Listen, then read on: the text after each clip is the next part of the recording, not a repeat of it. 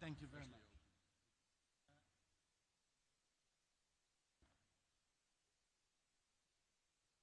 Very low, this chair. Yeah. There is a, oh, but it goes even more down.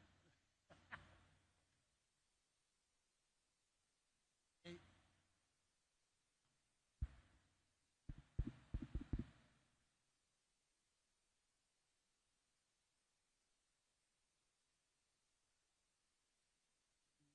não, uma coisa que você tem que dizer para o Guilherme, é uma coisa importantíssima.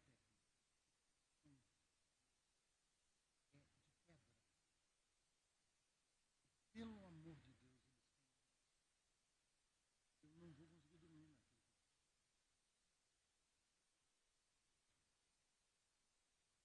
Are we ready? Yes. Are we ready? Almost. Vamos?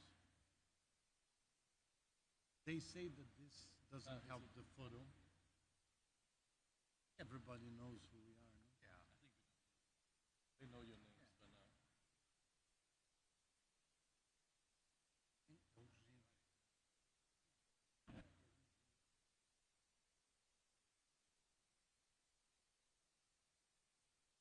Okay.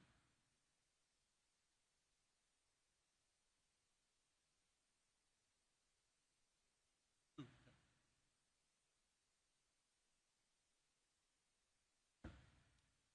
Bom dia. Hello, everyone, and welcome to the opening press conference of COP30 here in Belém. It's my great pleasure to introduce you to the newly elected COP President André Correa do Lago and the Executive Secretary Simon Steele. We will hear short statements and then we will have time for your questions. I would ask the COP President to start with his remarks. The floor is yours.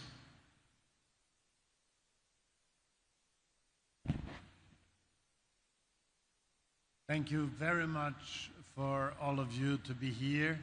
I'm really glad with this first morning. We had a wonderful opening with the beautiful singing by indigenous peoples that was really very touching. And we had also two icons of Brazilian culture, which are Fafá de Belém and Margarete Menezes. And I think it's quite Brazilian that one of the singers, Margarete Menezes, is the Minister of Culture of Brazil. And I think that I was very touched by the words of my dear friend Mukhtar Babayev, who gave me an amazing gavel that I'm going to use. He was, I think, not only an incredibly patient, kind and elegant president of the COP, and I will try to follow his very good advices that he gave me to preside this COP. And naturally, I think that although there was a wonderful speech by Simon, I obviously think that President Lula's speech was quite amazing, and it's great to have the head of state so committed with this COP, and I believe this was a really wonderful opening session. Then I have to thank here in front of all of you all the delegations for the fantastic agreement that they reached regarding the agenda yesterday night, late at night. And this agreement is, I believe, going not only to allow us to start working today already very intensively, but it will also allow us to explain to the world why these additional issues that had been raised really matter. So with this... Thank you. Thank you, Mr. President. And now I hand over to Simon Steele, Executive Secretary. Thank you, Alex, and good afternoon, everyone, and welcome to COP30. Every year I'm asked how I feel about the COP, and the answer is that I am determined. Andre and I and all our teams are determined to have a COP that takes another major step forward. And I'm encouraged that after a long night and the hard work of all of those involved, especially the presidency, we have an agenda. And today I spoke about solutions and the need for speed, so this is a very good start. The good news is we're not starting from nothing. The Paris Agreement is delivering real progress. We're now bending the curve of planet heating emissions downwards for the very first time. And I'd refer you to the letter we sent to the parties this morning, which has the latest numbers, updating our recent NDC synthesis report. The new NDCs, including many received in recent days, will reduce emissions by 12% in 2035. That's a big deal. Every fraction of a degree of heating avoided will save millions of lives and billions of dollars in climate damage. And these cuts will get deeper and deeper as we move faster and faster. And make no mistake, humanity is still in this fight. We have some tough opponents, no doubt, but we also have some heavyweights on our side. One is the brute power of market forces. As renewables get cheaper, they're now cheaper than 90% of all renewables. That's why renewables have overtaken fossil fuels in investment and overtook coal this year as the world's top energy source. Policies once unthinkable are now rippling through markets, and change is becoming unstoppable. Extraordinary progress that was unimaginable a decade ago. And we're already seeing huge economies signaling their intent to go further, because climate action is the greatest economic opportunity of this century. Clean energy is the trend of our time, President Xi of China said in New York. More and more countries see that renewables are a jobs jackpot. Yes, while our progress is real, it's not nearly enough. Global heating is already dealing some devastating blows in every country. Just look at the super typhoons blasting the Philippines and Vietnam, the brutality of Hurricane Melissa, crushing lives and businesses. The costs of delay are skyrocketing for every nation. And that's why we're here. We must accelerate in the Amazon. This is my fourth COP as Executive Secretary. Every one, and many before, has delivered real outcomes. Countries have overcome their differences and moved the world forward. We must do so again. We must know what works, policies that move markets, finance that drives delivery, delivery that saves and improves lives. And we must remember that this COP process is ultimately all about people. People who may not follow every negotiation, but who feel the consequences in their anxiety about intensifying disasters, in food prices, insurance costs, and energy bills that rise with every drought, flood, storm, and heat wave. They know a shallow promise when they hear one, and they know that cheaper renewable energy, cleaner air, and greater security are prizes worth fighting for. We'll only win the fight against the climate crisis if all people in all nations can get a fair piece of the epic benefits.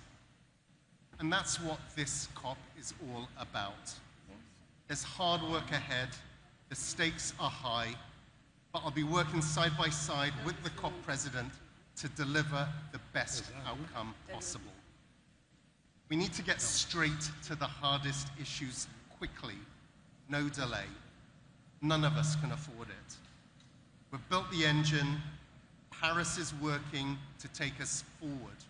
Now it's time to hit the accelerator for people, prosperity, and the planet. I thank you. Thank you, Simon. I just would also like to welcome Anatoni, who just joined us on the podium. Would you like to say a few words? Or? Let us get to the questions. Then we have time now for your questions. If you could please identify yourself. We have microphones on the side, so wait until you have the microphones because we also have a live stream webcast. So I start in the first row, the lady in the white shirt.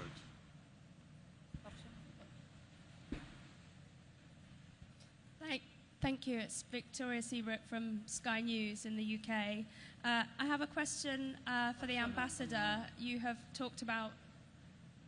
Yeah. Working.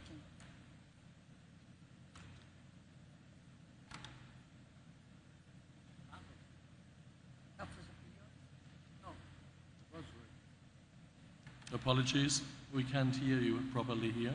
Just a moment.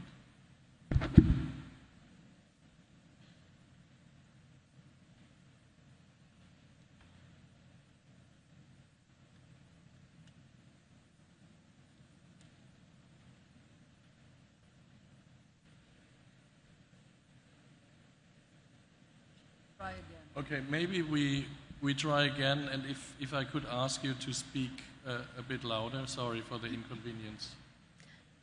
I have two questions, if I may. Firstly, for the ambassador, you've talked about the global north losing enthusiasm for the energy transition. Is that fair? Haven't all countries, north and south,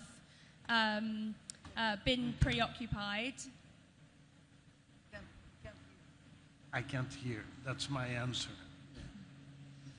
Okay. Can we ask, please, the audio technicians to fix this problem?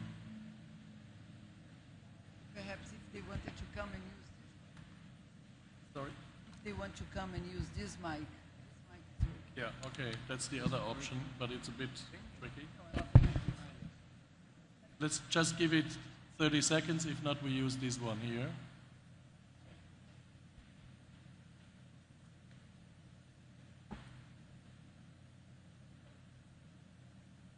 If you could come up on the stage, please. Why don't we use... Why don't you use the lectern?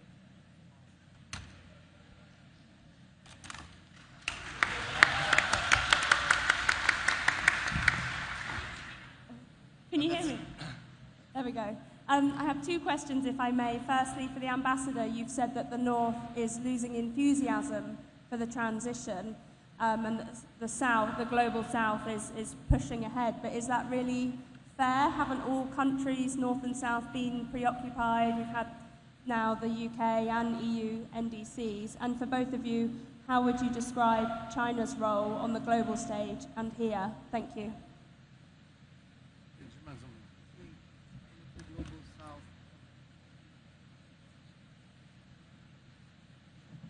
Yeah, I think I was referring to the fact that developed countries are already countries that have a balanced level of development, of social development, and economic development. And so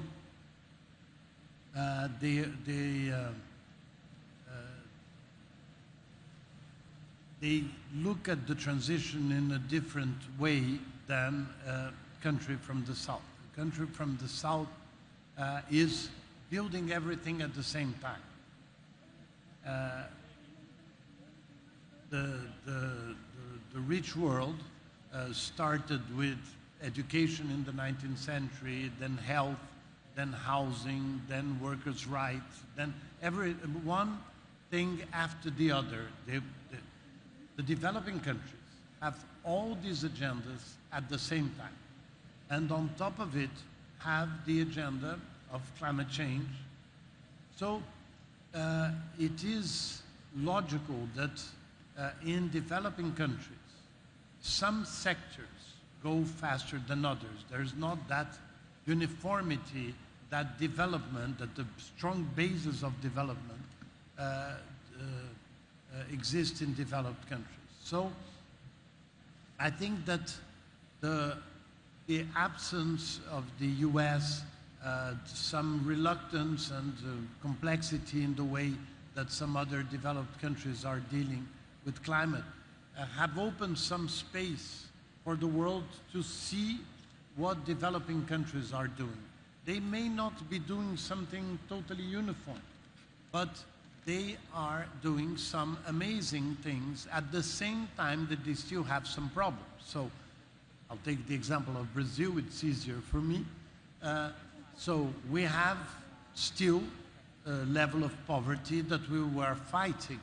But at the same time, we have, for instance, Embrapa, that is the most advanced center for development of tropical agriculture in the world. So one thing lives with the other thing. And I think that lately, the world has seen how many progresses there are in different sectors depending on the developing countries. So I think it's very important that we expose these successes of developing countries. So you don't need to only do what you need to do if you can do it uniformly. You can do it sector by sector. And I think that it will be a wonderful exercise for the world to understand how some countries that maybe you wouldn't expect have achieved extremely quickly some fantastic progress. Uruguay, in a few years, became now 99% renewable in its electricity. Kenya is in the same line. So there are many good news from developing countries, but they come in a different way. They come from specific points. And I think this is a very important moment for the world to see that developing countries are doing a lot. And they would do, this is a proof that they would do enormously more if they had financial resources.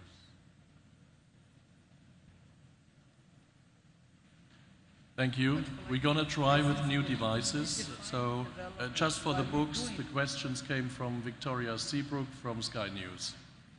The gentleman in the first row.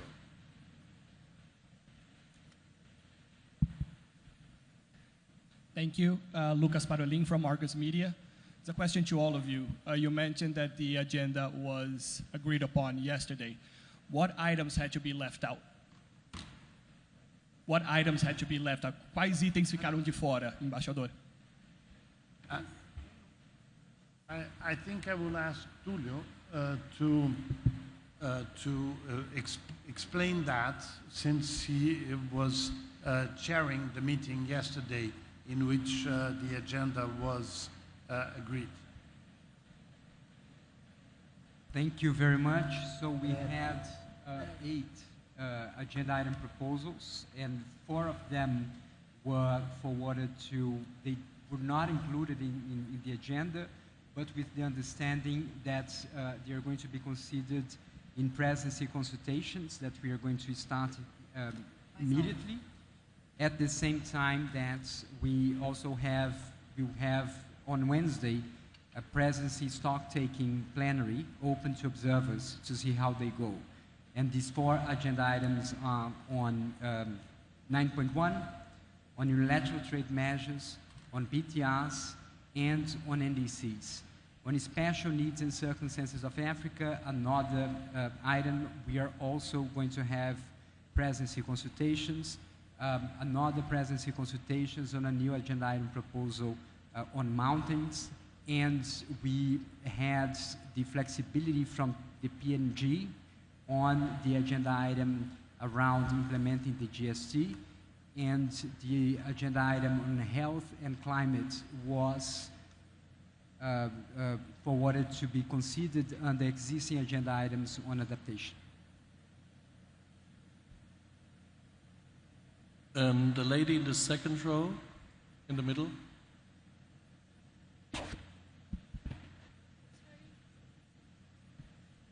Hi, I'm Alice Martins. I'm from Amazonia Vox, here from Belém. So we're talking a lot about funding and finances. I want to ask you, Mr. Steele, specifically, how does the financial resource the U.S. used to put to UNFCCC and does not put anymore, how does this change the impact of the agenda and the actions that UNFCCC does? Thank you for the question. If you're referring to specifically the Secretariat funding, the budget, one of the items that is being presented for approval at this COP is the approval of our 2026-2027 budget. The hole that was left by the US, it contributed around 20% of our overall budget, has been filled through philanthropy. So that hole has been filled, but the majority, the focus of our funding should be through parties rather than through supplementary funding. But we're finding as the demands for new mandates increase, the need for us to focus our fundraising efforts on the supplementary side continues to increase.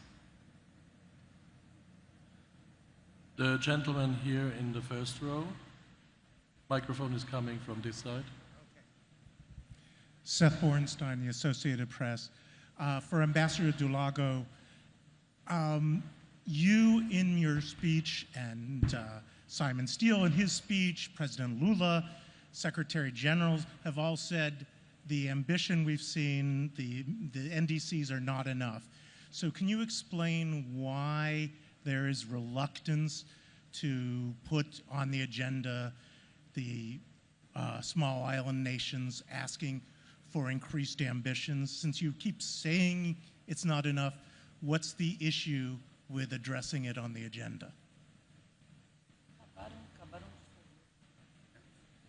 Look, this is a party-driven process, and we need to have consensus to put things in the agenda.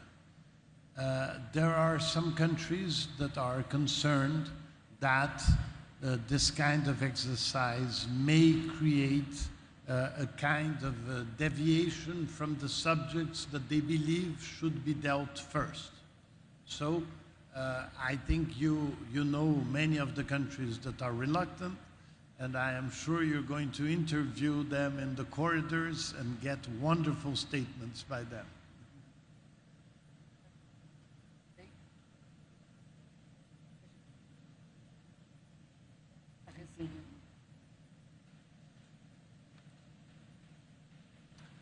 The lady here in the first row with the green shirt. Thank you, Daniela Chiaretti from Valor Econômico Brazil. This is implementation COP, so on the GST, there is this transitioning away from fossil fuels, and President Lula is mentioning this, that he's asking for a roadmap for that. Do you see, for both of you, Mr. Steele also, do you see this landing somehow at the COP?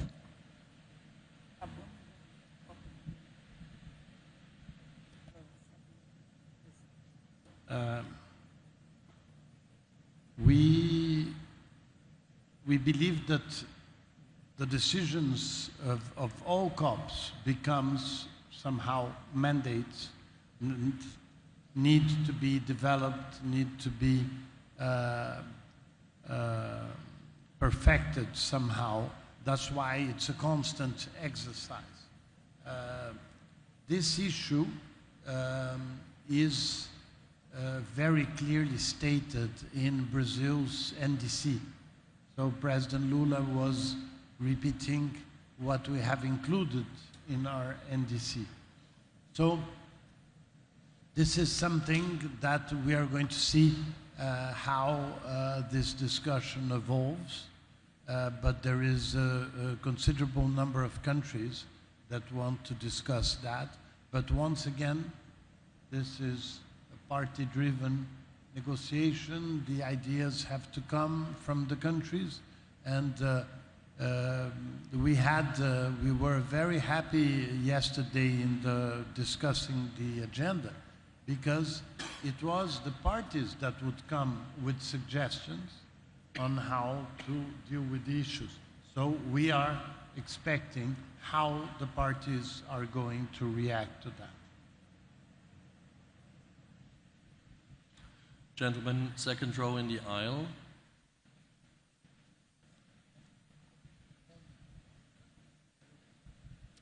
Thank you. John Ainger from Bloomberg News. Question for the COP30 president. As part of the deal that was reached to avert an agenda fight, you've agreed to a stock-taking plenary on Wednesday, and that leaves 48 hours to have these presidency consultations that you've just mentioned. How far do you expect to get with that? And if we arrive on Wednesday with not much progress, what are the solutions? What solutions are there that you're looking at? Would there be a cover decision, for example, that could align countries going forward? Thank you. Let's wait for Wednesday. For the moment, everything is open, and we intend to develop a very intense series of consultations, and I hope that on Wednesday we will have an interesting result.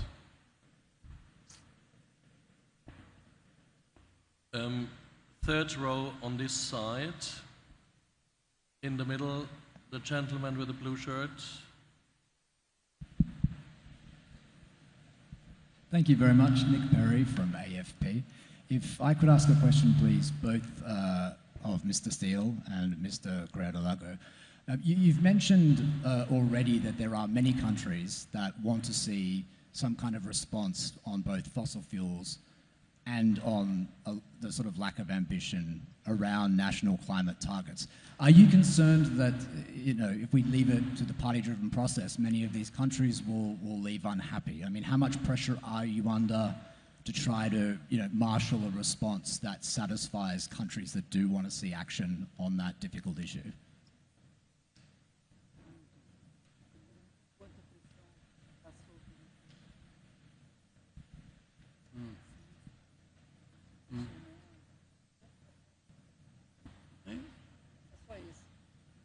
No, I think that most of the issues at this COP, there are some inputs that are reaching the presidency.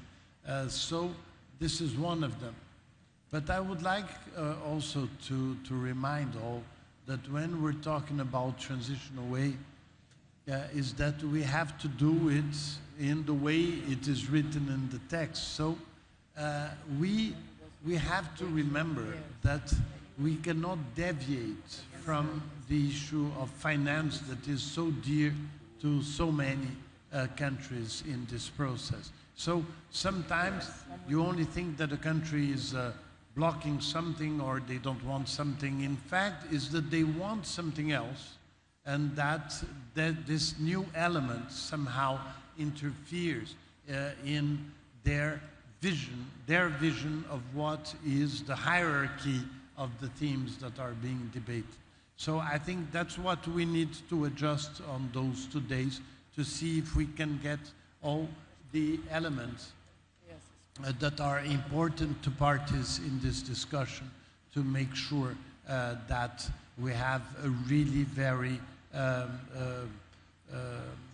a solid result regarding this and other issues. The lady in in the Bordeaux shirt, a bit further behind.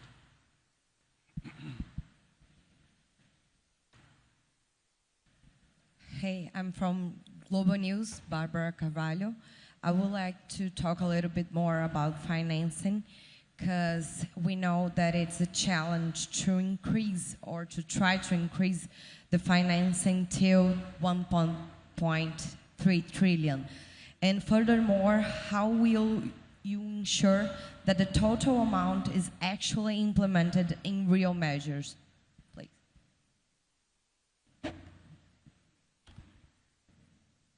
Yeah, the 1.3 trillion, the roadmap that Minister Babayev and myself presented last week shows some ways that we can reach that,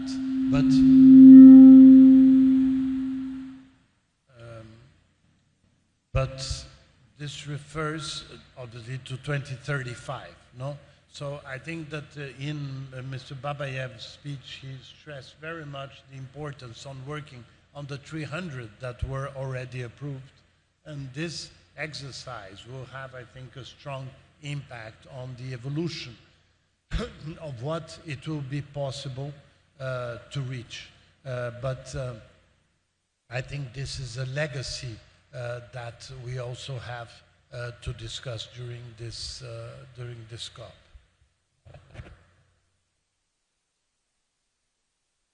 The gentleman.